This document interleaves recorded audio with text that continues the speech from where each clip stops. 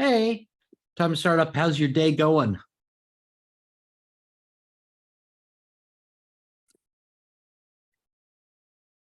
To say that good. Anyway, so let's think.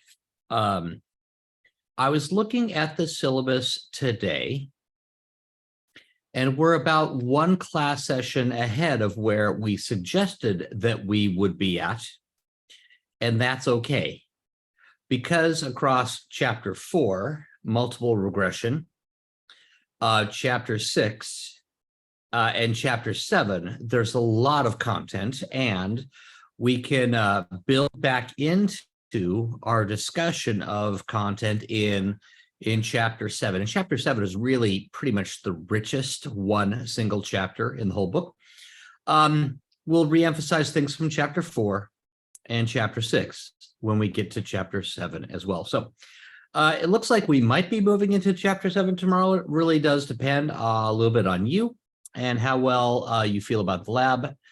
And so if you have any questions that will help me sort of pace things, that's great. But otherwise, I'm used to this class. And so I can always come back around and hit things that we hadn't already discussed thoroughly.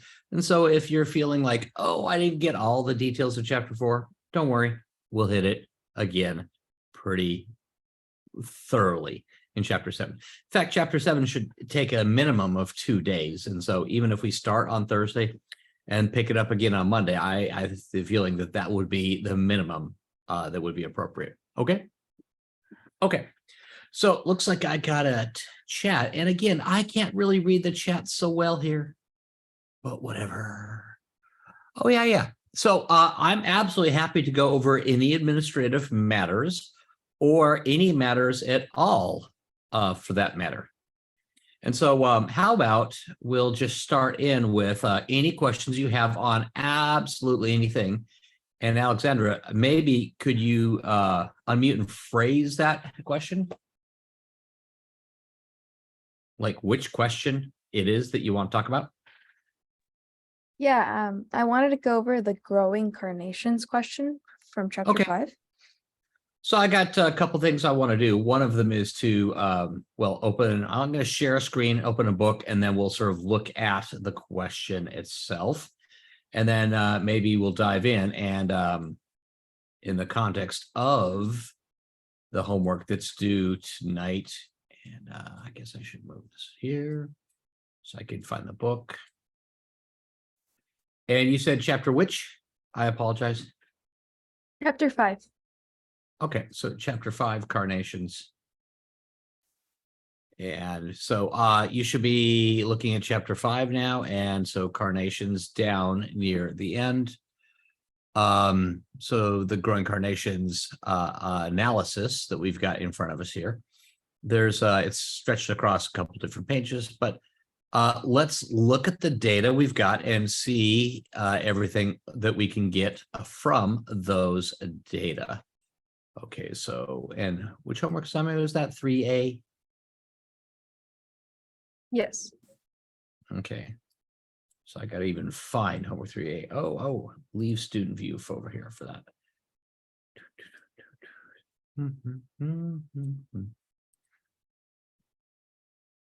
Oh, okay. So sorry, I organized things differently between the two classes. And so I was looking at the wrong place relative to what you guys have in front of you. Okay, so, and now all your pictures are on top of my file. Darn it. Okay, how do I get out of this mess? Okay, so under Finder, a new Finder window. And there I can make access, get access to what I need. Courses. And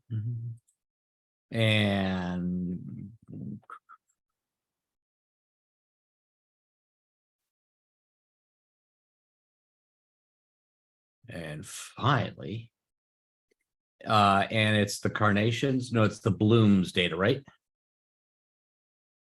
It's the carnations problem. Okay. Yeah, Yeah. but the data set is entitled blooms, right? Mm, yes. Yeah, okay, good. Okay, so here we go. Here are data on blooms, and I've got this so SQ blooms is bed plus water plus shade. Let's go ahead and do that analysis. Bed plus water plus shade, and square blooms is it. So analyze fit model. And the square blooms is depend on bed, water, and shade. Now, bed is it's a categorical variable. Water also categorical. So I'm going to call it nominal, and shade also categorical. I'm going to call it nominal. The levels of bed are just 1, 2, or 3. Water is 1, 2, and 3. And then shade is 1, 2, 3, or 4 for differing levels of shade. So bed, which bed is it? Water level, and then shade should be the third of those 3 variables. Now I get lots of output, and let's show you all the stuff that I don't want to look at. Let's make it smaller, get rid of those things that we don't need, and verify that the results we're looking at are not too different from what our textbook provides to us. Okay. So we've got a couple things here. One of them is the ANOVA for the model, okay? And the way this software package breaks it down is like our effects test, okay? Using adjusted sums of squares. Well, effects test is an adjusted sums of squares analysis. So 2 degrees of freedom for bed, same thing over here. The sums of squares for bed is 4.13, good. The mean square, well, divide by 2, get half that. SS error we could get from our table. I guess you have SS error over here, 6.1173. But SS error is something our software puts in the regular part of the ANOVA. It's almost as though the model here with 7 degrees of freedom is subsuming or describing all 1, 2, 3, 4, 5, 6, 7 degrees of freedom in our effects test. Our model overall is explaining something. What does it explain? Well, let's break down the model by the separate effects. Okay, so we can replicate that. And again, using adjusted mean squares for analyses, we see the exact same results here as we see there. What about these other terms? Well, there's bed 1, 2, and 3, and they show bed 1 and 2.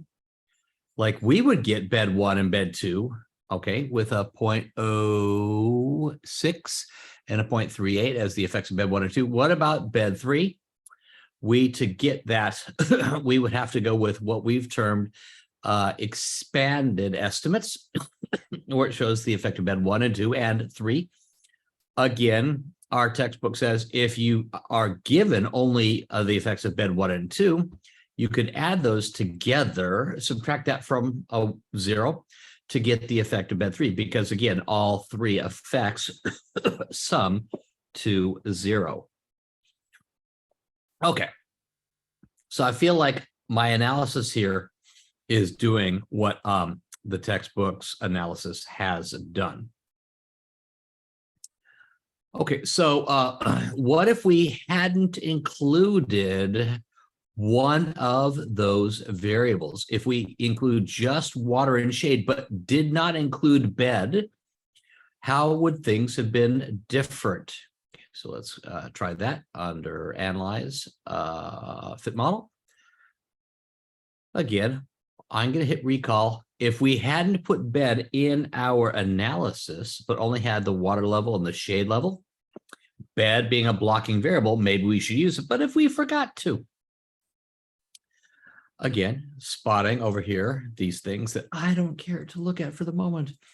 But down here, we're verifying our analysis is the same as is produced for us here. And okay, again, we should turn on the expanded estimates. So our second model, the one on the right, is the same thing as the model that we have shown here on the second page, the model without which bed.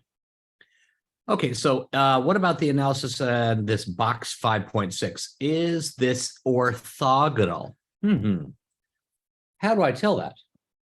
One way is if I have the effects tests, that's adjusted sum of squares, the exact same as if I had requested sequential tests.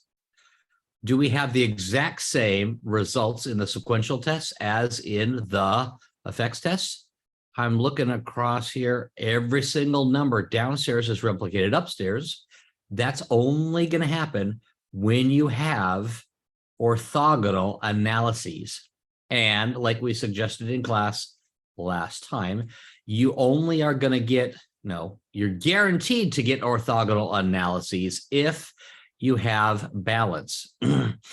So how would we check for balance? Well, maybe just looking at the data, I'll see whether there is balance or not. It looks as though for bed 1, let's highlight bed 1. And no, let's not do that. For bed 1, we've got 1, 2, 3, 4 types, 4 times to, sorry, for bed 1, there we go.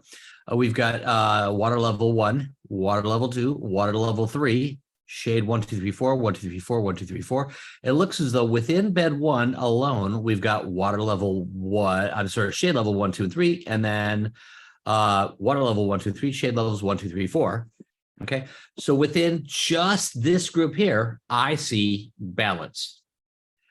Any questions about balance within just bed 1? Do y'all see why that is balanced?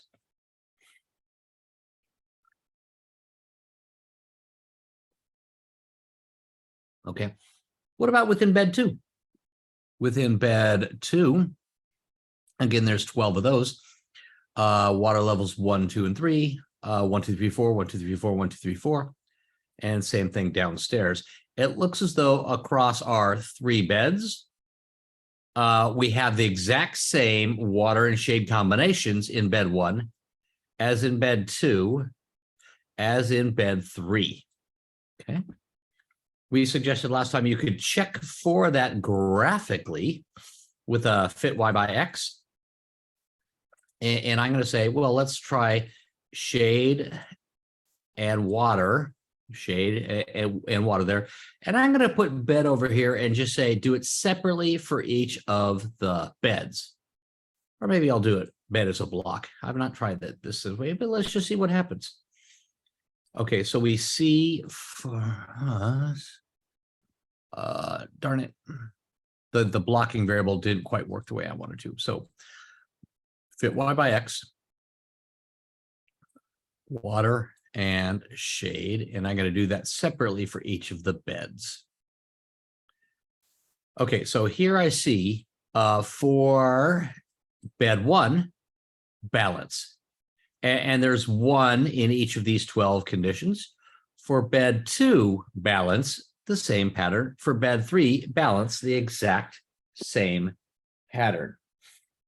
So the same pattern, whether in bed 1, 2, or 3, says we have orthogonality across, I guess, between bed and then the other 2 variables, and each of those are orthogonal to each other because of the balance. So I'm thinking we definitely do have balance. Therefore, you must have orthogonality, which gets you your sums of squares in this previous analysis to be the same for adjusted as sequential. So in this form of the output, you can see sequential and adjusted are side by side, and it's a little bit easier to do that comparison as compared to us, where we have to look at sequential versus adjusted, upstairs versus downstairs. Any questions on that so far, the orthogonality?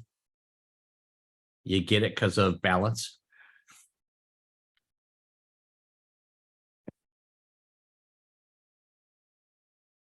Okay. So was it worthwhile blocking for bed? Here's how I'm going to answer that question. Am I spotting differently the effect of water and or shade when I do block for bed versus when I don't? I would say here, the effect of water is highly noticeable. And shade is not noticeable, but barely not noticeable when we do block on bed. If on the other hand, we don't, it's, well, it's less clear, the pattern across the water levels, and definitely less clear the pattern across the shade levels. So if we do block, we can spot the pattern that how water levels are related to the blooms and how shade is related to the blooms. Okay, so we definitely spot a benefit of the blocking. The upshot, really, the why is, I mean, I just told you that yes, it was worthwhile, and we spotted because like that difference in the two sets of analyses. The why does that work? It's because if you were to block on bed, you can see bed itself describes a fair amount of the variability. The bed is very clearly related to the response variable here. Excuse me. And because bed is clearly related to the response variable here, including bed as a blocking variable, we're definitely clarifying the picture within the context of this orthogonal experiment. Okay, so I talked a lot about that. Shoot, I spent like 20 minutes on that. No, I talked a lot. I don't know. Did I answer your question, Alexandra? Was that close or not quite or what? I did have a specific, you did answer most of my questions, but I also wanted to go over the very last question. Damn it. I thought I hit on all the cool things and you're still asking me about something else that's cool. Okay, using the coefficient table in box 5-6, draw a histogram illustrating how this number of blooms will vary. I'm not going to draw a histogram. I'm just going to show you this in a different way. Here we've got our analyses, excuse me. And we care about bed. I'm sorry, we care about water and shade, the effect of water and the effect of shade. And if I were to show you the estimated effects of water and shade, I guess that's over here under parameter estimates. We're going to ignore the effect of bed, but we sort of care about the 1, 2, 3 levels. Maybe we'll go with our expanded estimates. That tackles more what I want to do. And rather than caring about the intercept or bed 1, 2, 3 effects, water levels 1, 2, 3, shade levels 1, 2, 3, and 4. I want to suggest the following. So notice I sort of clicked down and something magic happened. I right-clicked here, and under columns, I'm saying I could turn on a lower and an upper 95% confidence interval for the parameter in question. I usually don't really stress this here, but this is the most convenient way here to tackle our question. And the effect of water level 1 is to reduce blooms by 0.19 to 0.64. Water level 2 increases blooms by 0.15 to 0.59. And similarly, water level 3, you could say what its effects are. Water level 3, well, maybe it does decrease, but maybe it does increase the number of blooms. This is too small to see. Let's plusify. Oh yeah, I can read that more easily. Okay, so looking in just this water 1, 2, 3, you could describe what the effect of water level 1, 2, and 3 is. So you don't really have to do that via the histograms, if you will. Shade levels, similarly, you could say shade level 1, 2, barely. Yeah, I don't really see much of a difference anywhere other than shade level 2 is barely positive. Let's show you in one other way that I could tackle this. And this is not going to be always the way I'd want to draw it, but I could look at the blooms as depending on, well, I think the water level seems to clearly matter. Yeah. Bed may matter. And I'm just going to show you separately beds 1, 2, and 3. And for the different levels of shade, I'm going to go with different colors. So groups 1, 2, 3, and 4, and 1, 2, 3 are different symbols. And maybe if I, darn it, where is it? I want to look at the actual data table so I can then. There we go. I don't want to highlight just some of these, but rather none of them. Okay, so this is a little goofy. Okay, notice that these are highlighted and I didn't want them to be, but here we've got our friends. If we've used bed as an overlay, it says, let's look at each of these groups, water, with these separate symbols. Bed 1, 2, and 3, we see a pattern. Shade, different colors, I don't so much see a pattern. If I connected the dots, okay, and I'm going to turn on those, darn it. Okay, so I like to connect the dots. It's okay. It's not the most appropriate thing, but bed levels 1, 2, and 3 are shown here, here, and here. We could with, okay, damn it. There is yet another very cool graphical method, but we can't tackle it until we've done one more class session.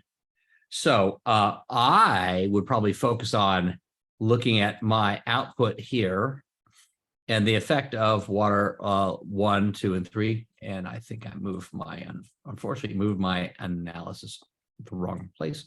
But the upper and lower 95% confidence levels show us those effects.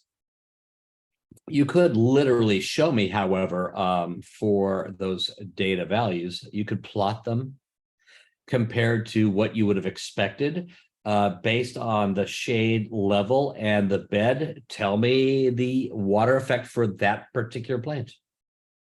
It's another approach that you could take, not necessarily the only approach. Okay, so did that get your question, Alexandra? Yes, it did. Thank you. Woohoo! Someone else?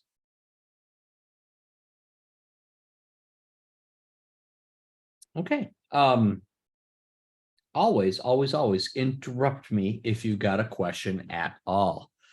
So what I'd love to do is to dive in on newish content. And because, well, one, this subject is, for me, quick to go through once or twice. But for you guys, it takes, for some of you, a little bit more time with it. The lab today will be something where some of you are like, okay, good, got it, done. Others of you will say, let me take some time and do a little bit of work and think about it. But it's important to get this lab done and feel good about it before moving forward tomorrow. Let me rephrase that. If you have any questions on the lab assignment today, definitely ask them before class time tomorrow. It really, have I emphasized that enough? It really is important, in my opinion. Okay. Also, this is one of the labs where after you turn it in, I'm going to upload into the lab assignment what I would put as the answers for some of the questions. Because when you go back for the purpose of studying for the next exam a week from, say, tomorrow, what we're going to find is me putting up the answers to some of the lab questions, okay, will allow you to say, I want to go back and check what I did and make sure I feel good about it. Am I really understanding it? Technically, it's just frickin' algebra, but enough of us haven't practiced that since, oh, I don't know, high school. And so let's get it down and make sure we're at the same place. Y'all good? Woo. Okay, so I'm going to say we've already seen a variable that's quantitative, and it has a slope. And in the context of our income and life expectancy data, and maybe I should pull those data up and use them.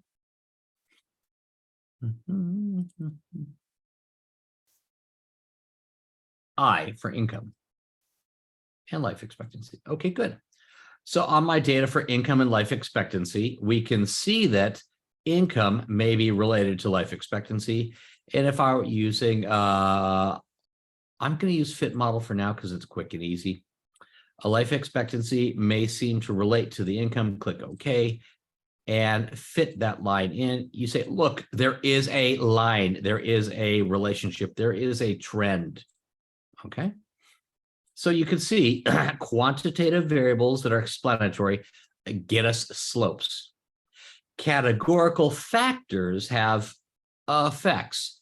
Let's try income and life expectancy a little bit differently. What if we have our analysis being, and again, I'm going to go with a fit Y by X. If income, no, not income, if country type is used to predict life expectancy by itself, okay. We've got these just two different groups. There's the industrialized and the OPEC countries. And if I go ahead and display those means, so under display options, show the mean lines, you'd say, oh, look, these two groups have different means, or if you will, the effect of industrialized is to raise the life expectancy relative to the average life expectancy across the data set that we have. And petroleum is to decrease it compared to that average, but we're not comparing necessarily to the average of all the data values. Maybe we should display what we are comparing to. So under display options, you can have the mean of the means showing here. And I'm going to turn off this gray line, which is the grand mean. So turning off that grand mean, we would say the effect of being in an industrialized country is to raise the life expectancy a certain amount. And if you're in the OPEC country, it's to decrease the life expectancy, again, by a certain amount. So here's our two different models. One is X, which is quantitative, impacts Y. Another is X is categorical, and it impacts or affects Y. I guess if I do turn on the analysis of variance, ANOVA, and we could then look at our T test. Yeah, the pooled T test. I don't want to do that. Is there something that... Okay, so because I use fit Y by X, it's not immediately the best approach for graphically displaying something.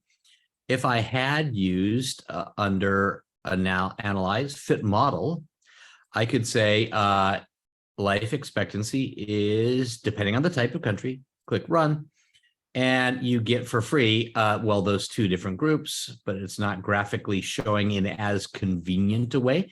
But you do have with the parameter estimates, better yet, let's go with the expanded estimates. You could say the typical life expectancy, if I don't tell you what country type it is, and if you think it's equally likely to be an OPEC as an industrialized country, you'd bet on 60.8 years. But if it's an OPEC country, you'd drop that life expectancy estimate by 10.8 years, drop it down to 50.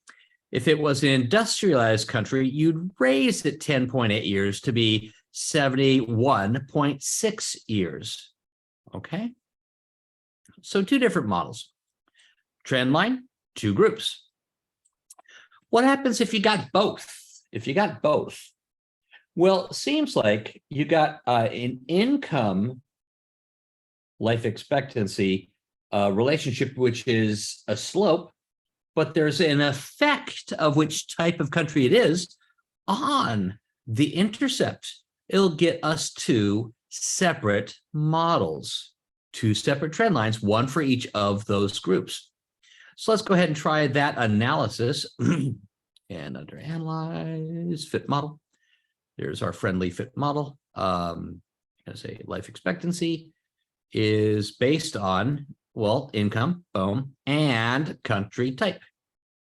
And country type. And because country type is categorical, okay, it will give me groups, groupings, if you will, one for each of the country types. And there's only 2 of them, so we get 2 groups. Okay, then there's also the slope relating income to life expectancy. That's what I expect, 2 lines. And let's run it. We see in our graphical output, and to the extent possible, GMP does try to produce the graph that it thinks you're most likely going to want. And this one doesn't seem all that bad to me because it says, okay, here is one group of the data and I fit a trend line through it in another group of data and yet another trend line. The only thing is one of these is sort of OPEC country and the other is industrialized. And so it may be a little on the misleading side. This is an OPEC country and it goes with the downstairs blue line. But I see 2 groups. I see 1 slope. I see 1 slope. Okay, it looks like both lines are parallel, yeah? If 2 lines are parallel, do they have the same slope?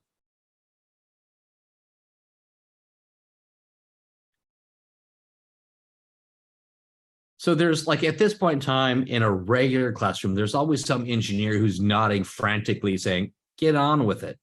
And there's always someone who's saying, well, hold on. Yeah, let me remember this. Okay, so if you do have 2 lines with the same slope, they will be parallel. If you have 2 parallel lines, they should have the same slope. Let's actually sort of look at the way our book could phrase the model, or as GMP calls this, the prediction expression. Let me just show you how to do that. Under estimates, show prediction expression. You'll see up there at the top. Again, under your red, turn it on, turn it off thing. Under estimates, show the prediction expression. How would you predict the value of Y? The prediction expression, we just turned it on, basically says there's an intercept 58.4 plus 0.001 times the income.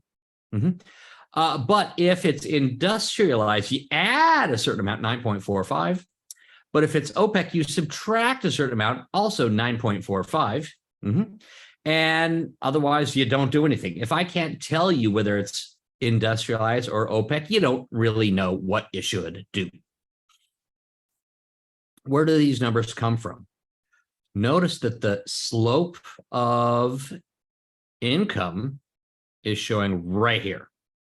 0.00104, 0.00104. Yeah, income's slope expressed here. It's also in the prediction expression, which I really rather like. Okay. What about this estimated effect of it being an industrialized type country? Okay. Notice that it has the little brackety thing. Again, I can't hardly read this, so let's make it bigger. Notice that it has that little brackety thing where it says type. Well, if it's industrialized, here's the effect of it being industrialized. If I were to turn on the expanded estimates, I'm going to have the ability to say, well, it's either industrialized or it's the other kind. In one case, we add a 9.45. If industrialized, add 9.45. If OPEC, yeah, subtract that 9.45. So your prediction expression is a convenient way of describing what we see in our estimated table right here. So I'm going to drag this over carefully. And hope I can then drag this carefully and do frickin' algebra because I love algebra. Okay, so I'm going to sort of see if I can pull this off. And let's go with, let's black to start with. 2 country types. There's the industrialized kind.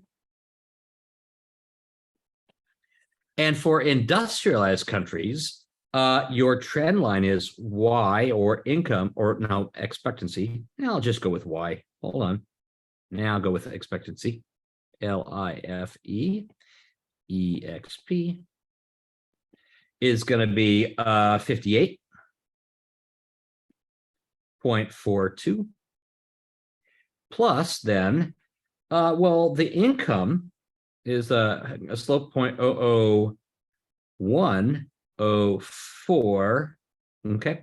And I'm going to stop there. If I wanted to be more precise, I would be. I probably should be. I'm going to say that's times income.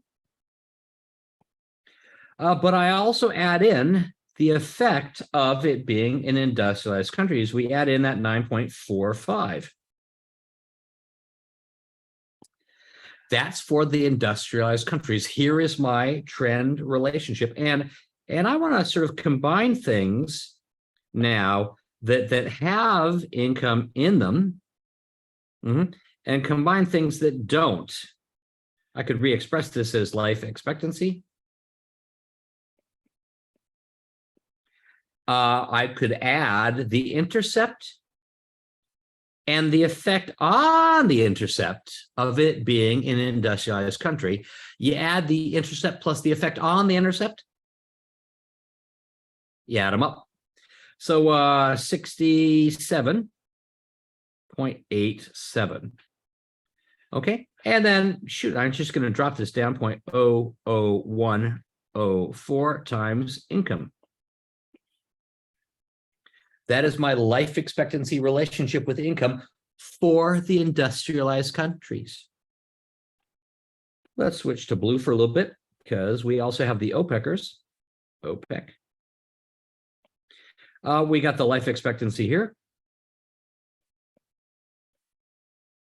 is 58.42. Same thing so far. Plus 0.00104 times income. But I now subtract the 9.45. Again, we're going to take the things without X in them, add them up, because indeed that intercept, we're going to adjust it downwards. The whole trend line drops. For the one group, the trend line is raised from the base trend line, which is for the situation where we don't know whether it's OPEC or industrialized. If we know it's industrialized, you add something. Otherwise, you subtract if you know it's OPEC. Okay, so the other part over here, 0.00104 times income, that is the same slope in both situations. But 58.42 minus 9.45, that's where mathematically I'm stuck because I will probably get this wrong. And I want one of you to verify the numbers that I'm about to put in green. 47.97. Please, did I do this right? Someone check my math for me. Is 58.42 minus 9.45 really 47.97? It's 48.97. I was so darn close.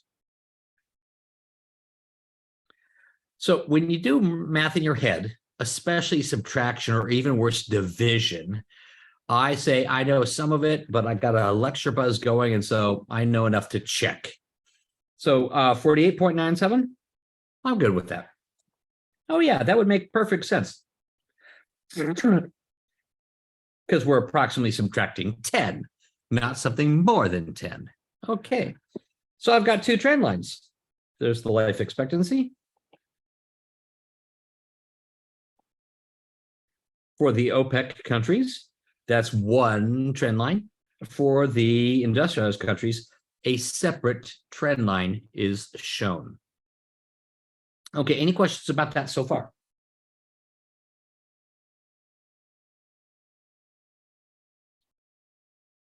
And I know there's one question that usually comes up, so I'm willing to pause and wait for it.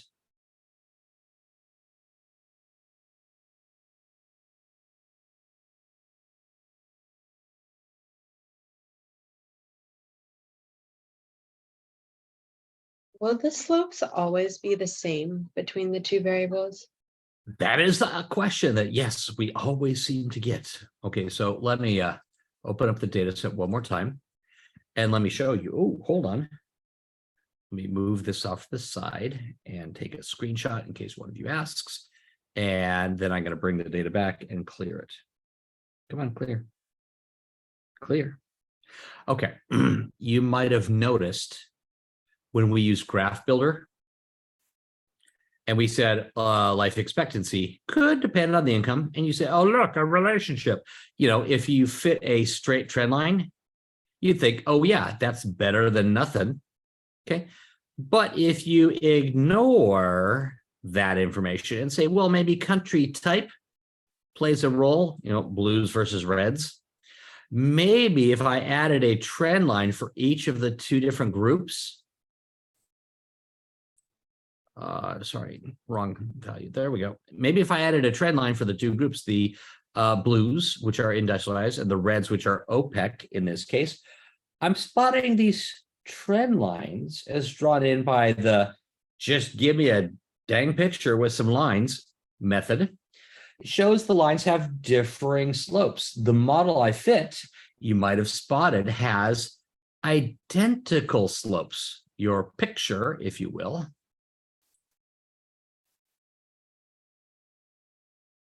I'm just going to regenerate the picture. In your analysis, fit Y, no, not fit Y by X, fit model, analyze fit model. Type, life expectancy depends on income and country type. Run that. We spotted that we had a 2 parallel line model. I fit a 2 parallel line model. Would this be better than what I got? Okay, so great question, Kendall. The truth is not always parallel.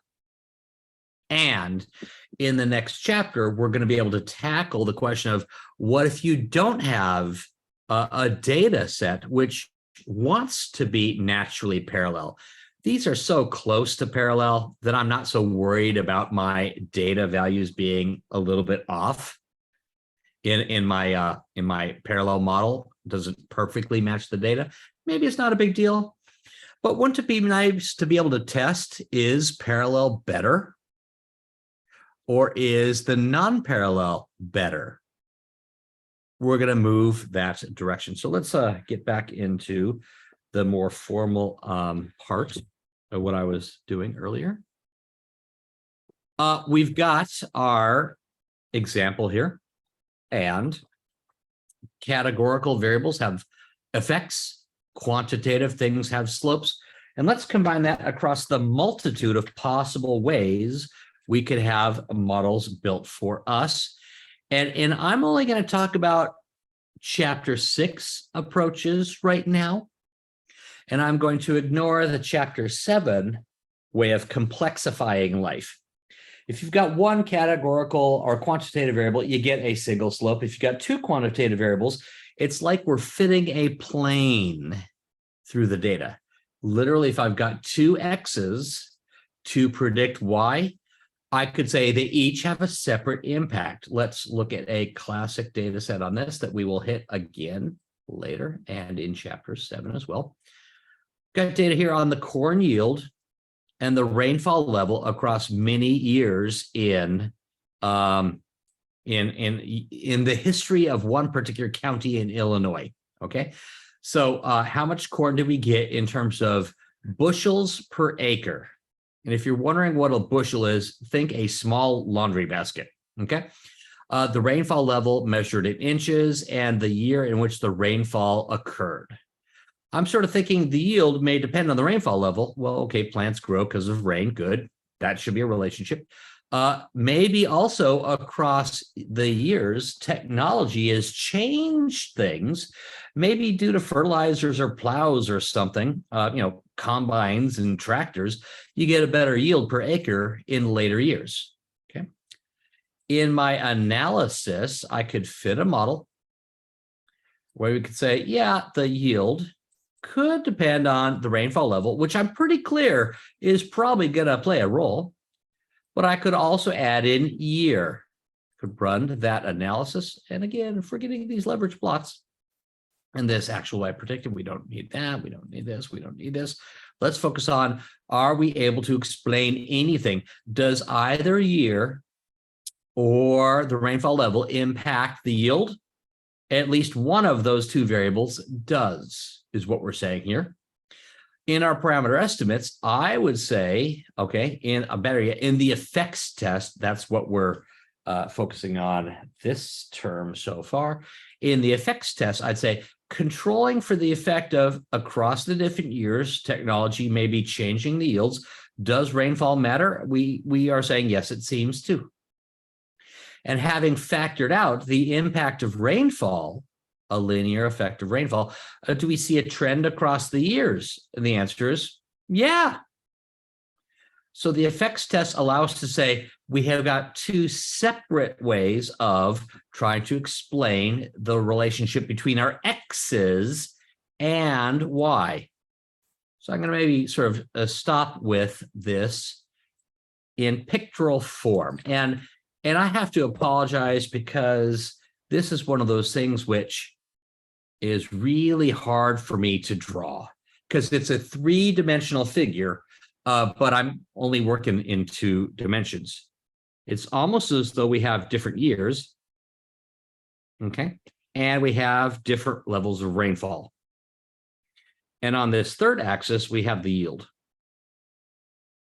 Now, I'm not trying to show you where the actual data values are just yet, but I am trying to suggest that maybe for 1890, we've got a rainfall level that we have more rainfall. The more rainfall, the higher the yield. And we're seeing a trend relationship in 1890 and in 1900, 1910, 1920, 1930.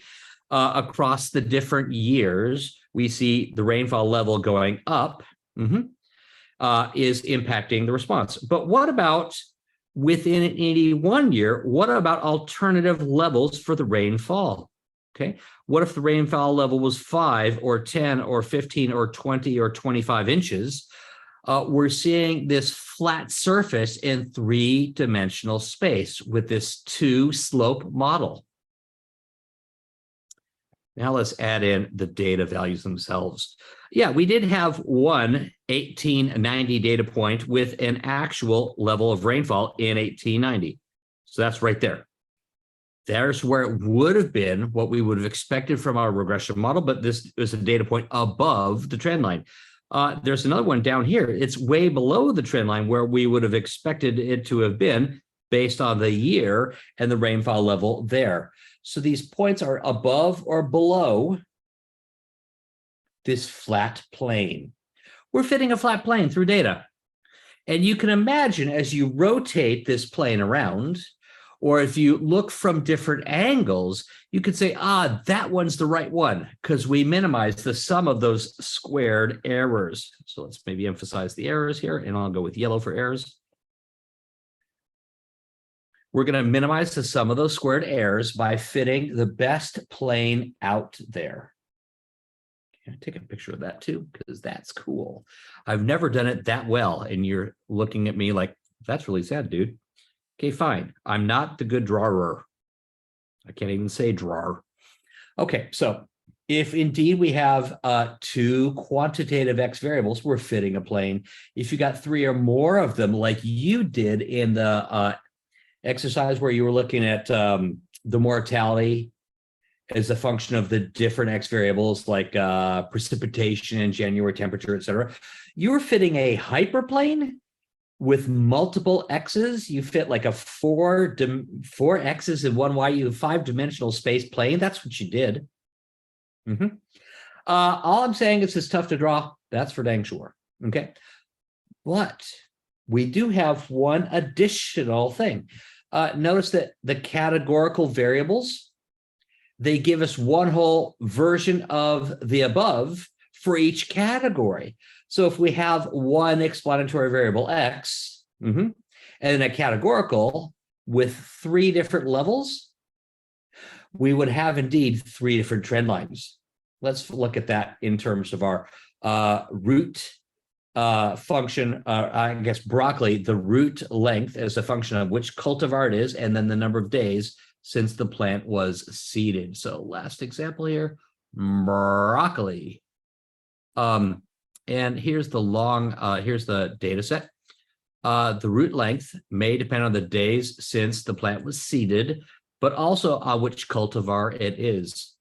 In my model with Fit Model, I'm going to say the root length depends on the number of days since we put the seed in the plant seeding medium.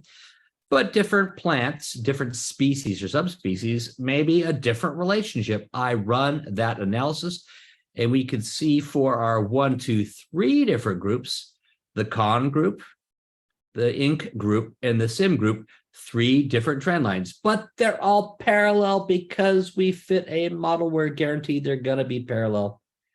Chapter 6. Okay, good place to stop. I appreciate your bearing with my excitement level for the day. If you can't tell that I'm excited, maybe I hate it well, but I really like this content in chapters 6 and 7. And so what I want to do is say a class is officially over, but I'm going to hang around in the classroom for a little bit. And if there are any questions, I'll answer them before I stop the video, stop the recording. And then you definitely work on the lab, because the lab between now and tomorrow is really huge. And we'll have a great discussion tomorrow about the lab, and then we'll move forward. Depends on where you ask about, that impacts where we move forward to. So any questions?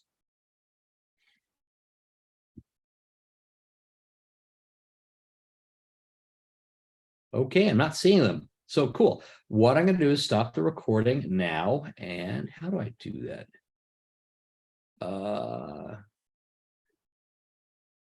I'm going to stop the share and then stop the recording.